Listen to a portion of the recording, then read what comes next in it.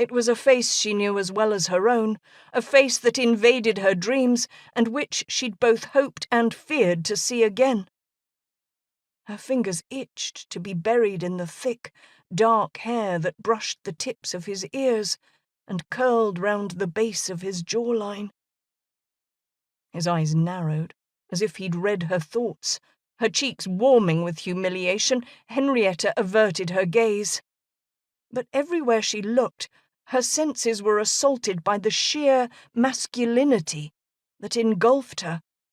The long, lean fingers curled round her wrists, the finely tailored suit that fitted his body, his very male body, to perfection.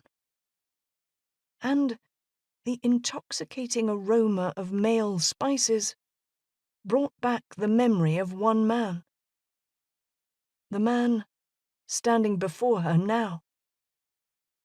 Giles. Earl Thorpe.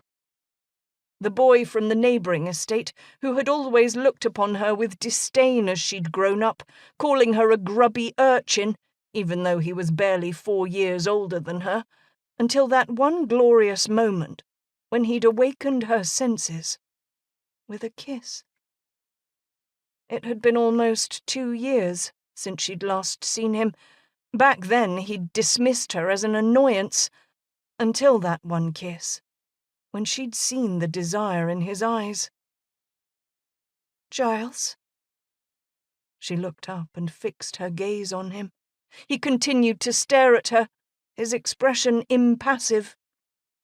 Perhaps he didn't recognize her. The tomboy he used to taunt had been transformed by her overbearing aunt into a debutante. "Don't you know me?" she whispered. A spark of longing flared in his expression, and a small pulse of anticipation rippled through her.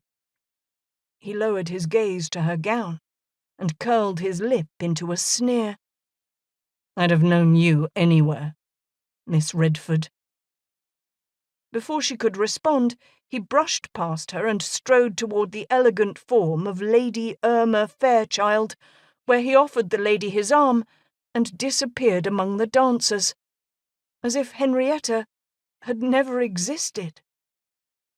Henrietta's cheeks burned with shame, not from the humiliation of having ruined her dress in public, but from the fact that, while she had always declared that no man would stir her senses into oblivion, there was one exception. Giles Thorpe.